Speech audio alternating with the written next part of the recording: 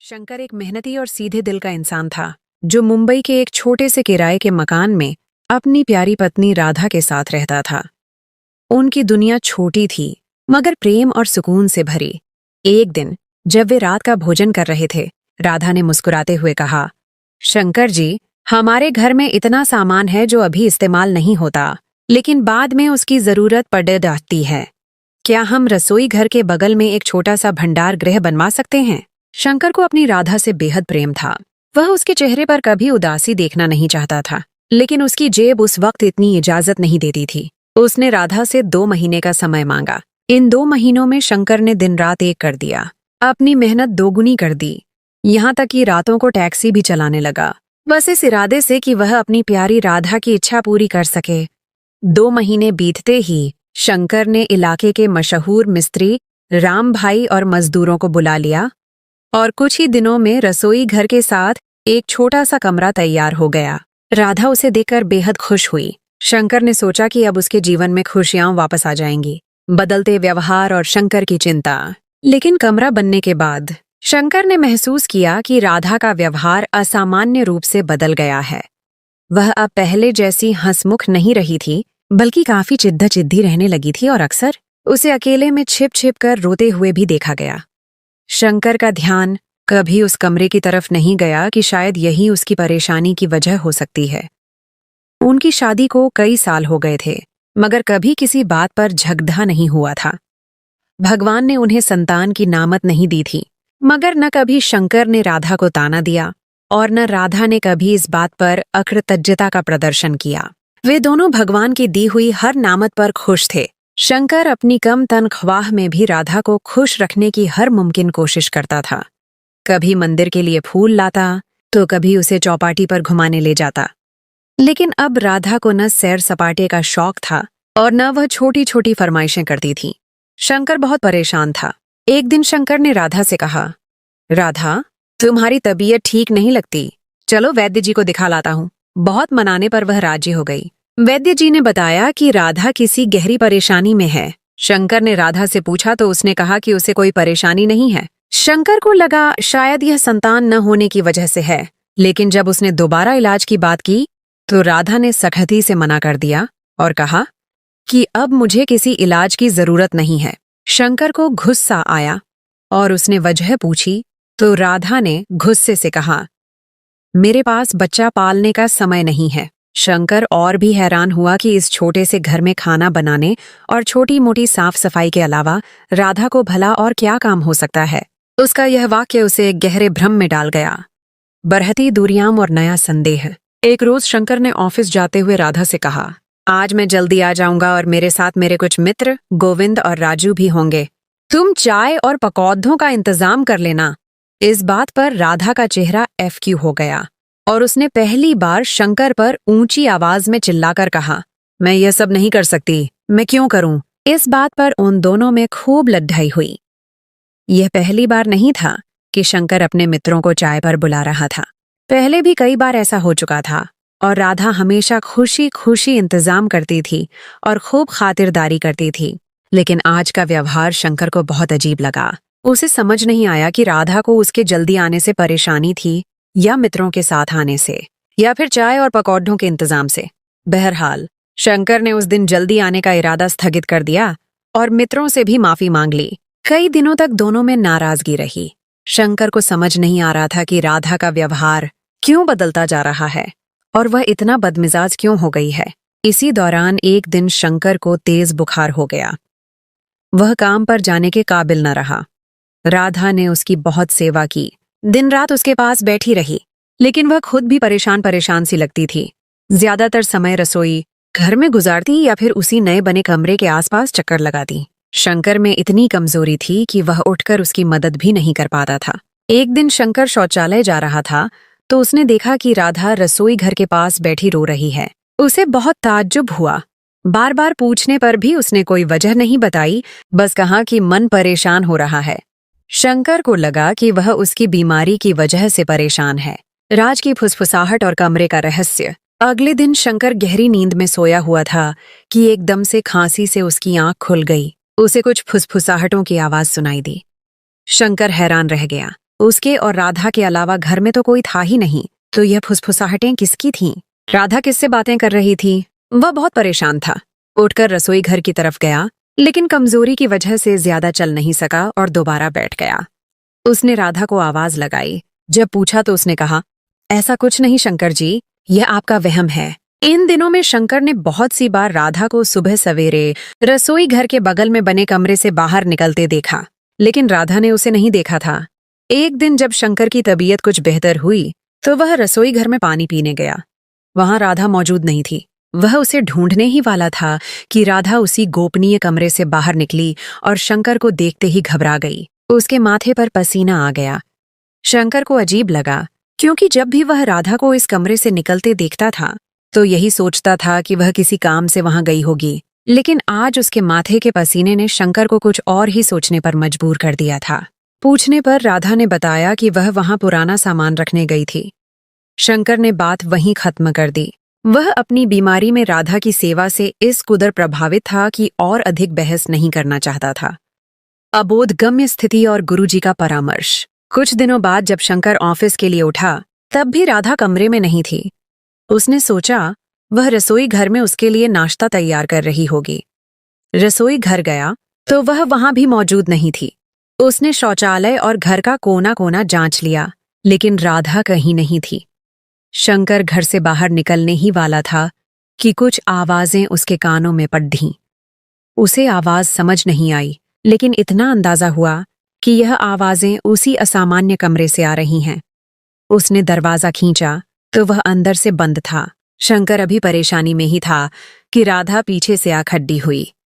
जब शंकर ने पूछा कि वह कहाँ थी, तो उसने उससे कहा कि वह सामान व्यवस्थित करने के लिए उस कमरे में मौजूद थी। अब की बार शंकर ने उसे यह नहीं बताया कि उसने इस कमरे में कुछ आवाजें भी सुनी हैं, चूंकि वह इस बात की तह तक जाना चाहता था कि आखिर क्या है इस कमरे में, जो बार बार राधा वहां मौजूद होती है, और ये कौन सी आवाजें हैं जो उसे परेशान कर रही हैं। शंकर दिन रात इस परेशानी में घुलता जा रहा था। ये परेशानी उसे खाए जा रही थी कि ऐसा क्या है जो उसे मालूम नहीं और राधा उससे छिपा रही है। उसने जब इस बात का जिक्र अपने बचपन के मित्र किशन से किया तो वह उसे करीब ही एक गुरुजी के पास ले गया। किशन ने कहा कि गुरुजी उसे वह बताएंगे जो आम इंसानों को मालूम नहीं होता। जब शंकर ने गुरुजी को सभी विवरण बताए तो उन्होंने कुछ समय लेकर उसे बताया कि उसके घर में कोई बुरी आत्मा आसीब का साया है, और वह आवाजें इंसानों की नहीं बल्कि आसीबों की हैं। पहले तो शंकर ने गुरुजी की बात पर विश्वास कर लिया, लेकिन उसका दिल संतुष्ट नहीं था। उसे नहीं लगता था कि यह किसी आसीब की आवाजें हैं। अब अक्सर ऐसा होता कि जब भी राधा छिपकर उस कमरे में जाती, शंकर उसका पीछा करता, लेकिन फुसफुसाहटें इतनी धीमी होती थीं कि उसे कुछ समझ नहीं आता था, और वह छिपकर राधा का पीछा करता रहता था। उसमें इतनी हिम्मत नहीं थी कि वह राधा से इस बारे में पूछता। उसे लगता था कि राधा ने उसकी आवाज बंद करवा दी है और वह कभी उससे इस बात के बारे में पूछ नहीं पाएगा। मानसिक उथल पुथल और बढ़ता क्रोध। आखिर वह क्या था जो शंकर को परेशान किए जा रहा था? उसे अपने उस दिन के फैसले पर बहुत पश्चाताप महसूस हो रहा था कि जब उसने राधा की बात मानकर वह कमरा बनवा दिया था। कभी उसे लगता था कि राधा किसी खास बुरी शक्ति के शिकंजे में आ गई है, कभी उसे लगता कि राधा इस दुनिया में इंसानों जैसी नहीं है, और कभी उसे यह भी ख्याल आता कि राधा एक दुष्चरित्र स्त्री है जो उससे छिप छिप कर इस कमरे में किसी से मिलती है। लेकिन वह कभी एक फैसले पर कायम नहीं रह पाता था कि किसी भी आधार पर अपनी राधा पर कोई आरोप लगाए। उसे कोई सुराग नहीं मिल पा रहा था। ऐसा नहीं था कि उसने उस दरवाजे को खोलने की कोशिश नहीं की, लेकिन उसे लगता था कि राधा 24 घंटे उस दरवाजे की पहरेदारी कर रही होती है।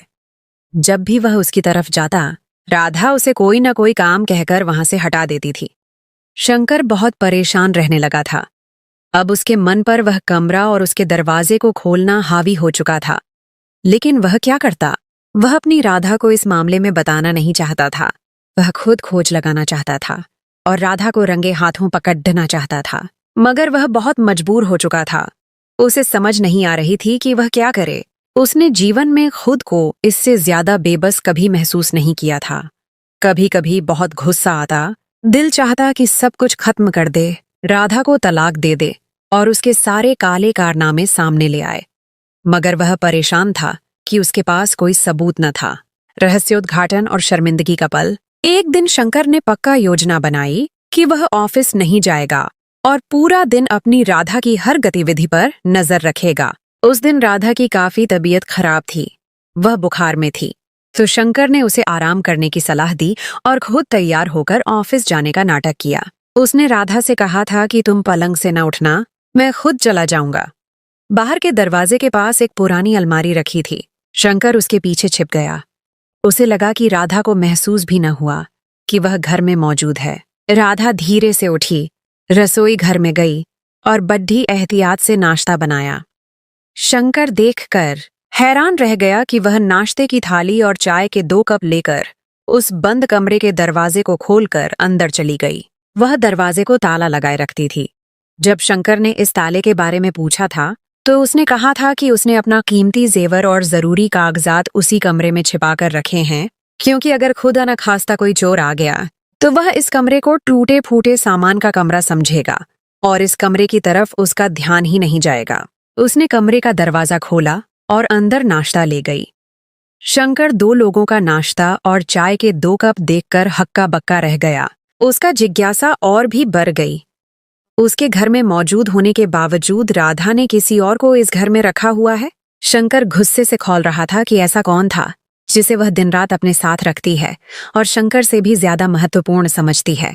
वह अंदर ही अंदर टढ़प रहा था और मान चुका था कि राधा एक दुष्चरित्र स्त्री है जिसने उसके होते हुए किसी पुरुष से संबंध रखा है।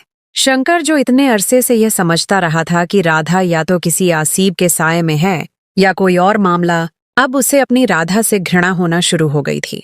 उसके पैर कांपना शुरू हो गए थे।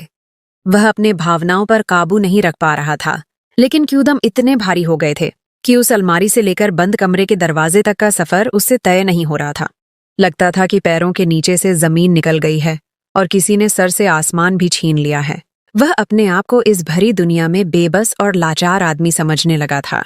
ये कुछ मिनट उस पर इतने भारी थे कि लगता था या तो इस दुनिया से कूच कर जाए या फिर अपनी राधा को जान से मार दे।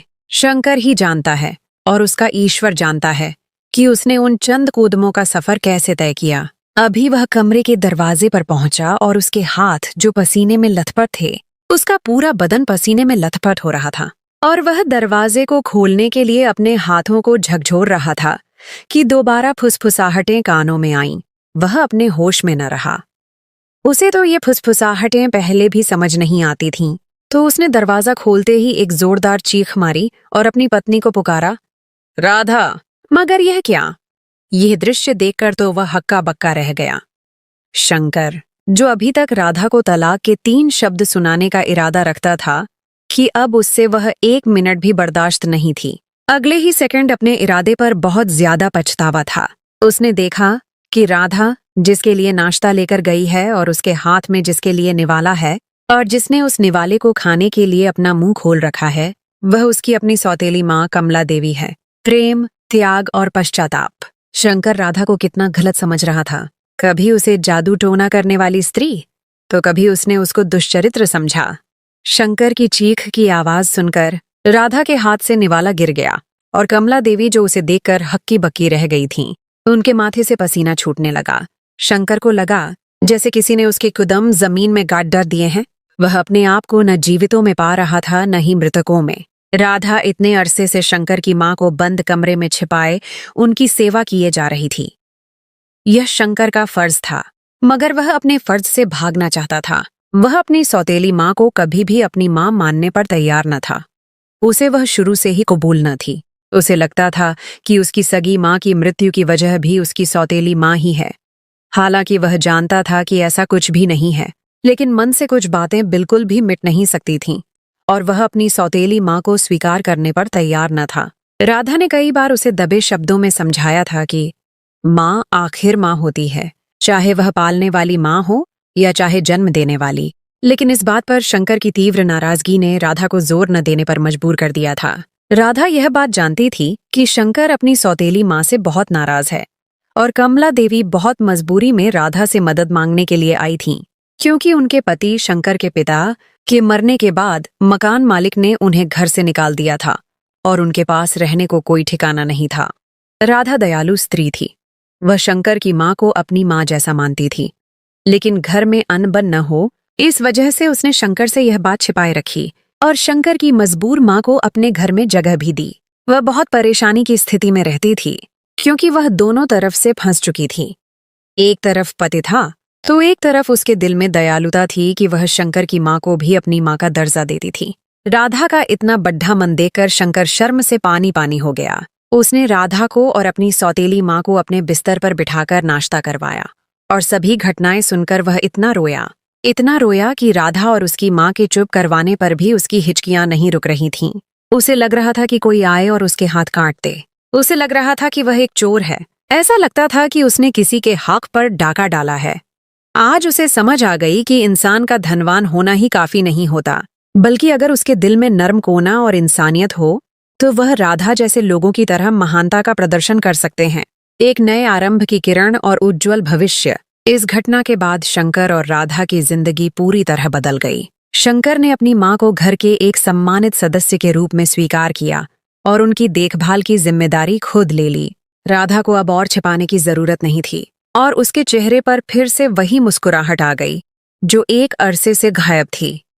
शंकर ने महसूस किया कि उसकी पत्नी का चिद्धापन, उसकी परेशानी और वह सभी बातें जो उसे समझ नहीं आ रही थीं, दरअसल एक महान त्याग और प्रेम का परिणाम थीं। शंकर ने उस दिन के बाद से अपनी सौतेली माँ को देवी जी कहकर पुकारना शुरू कर दिया। उसने महसूस किया कि अब उसके जीवन में एक नया सुकून आ गया है। उसके और राधा के रिश्ते में और अधिक गहराई आ गई थी, जो विश्वास और समझदारी की नींव पर कायम था। इस कहानी ने उन्हें सिखाया कि कभी-कभी जो चीजें हमें परेशान करती हैं, वह दरअसल किसी गहरे राज या किसी महान पुण्य का आवरण हो सकती हैं और प्रेम, धैर्य और सच्चाई के साथ हर मुश्किल का सामना किया जा सकता है। दोस्तों, ये कहानी हमें सिखाती है कि रिश्ते संदेह से नहीं, बल्कि विश्वास से बनते हैं और कभी-कभी हमारे सबसे करीबी लोग भी एक ऐसा बोझ उठा रहे होते हैं जिसका हमें अंदाजा नहीं होता। क्या आपकी जिंदगी में भी ऐसा कोई राज या ऐसा कोई पल आया है जब आपने किसी को गलत समझा हो? अपने विचार हमें कमेंट्स में जरूर बताइएगा। अगर आपको यह कहानी पसंद आई है तो इसे लाइक करें, शेयर करें और हमारे चैनल को सब्सक्राइब करना न भूलें। मिलेंगे आपसे किसी और शानदार और शिक्षाप्रद कहानी के साथ। तब तक के लिए अपना ख्याल रखें।